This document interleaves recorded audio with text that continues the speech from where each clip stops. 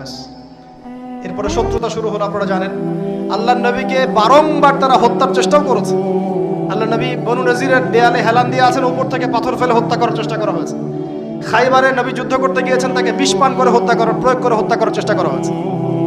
তাহলে ওদের চরিত্র কি বদলালো? বদলিয়েছে? বদলায় নাই। আপনারা কি ওদের পটভূমি বুঝতে পারছেন, ইতিহাস? এবার নবী সাল্লাল্লাহু আলাইহি ওয়াসাল্লামকে আল্লাহ পাক যুদ্ধের আদেশ করলেন। আল্লাহ নবী সাল্লাল্লাহু আলাইহি ওয়াসাল্লাম একটা একটা করে ইহুদি কওমের এগেইনস্টে যুদ্ধ করলেন, একটা একটা করে। প্রথমে বনু কুরাইজা, বনু কাইনুকাকে বের করে দেওয়া হলো, তারপরে বনু নাজিরকে বের করে দেওয়া হলো, তারপরে বনু কুরাইজাকে বের করে দেওয়া হলো, সর্বশেষ খায়বারে গিয়ে একটা একটা করে ইহুদিকে ওখান থেকে বের করে দেওয়া হলো।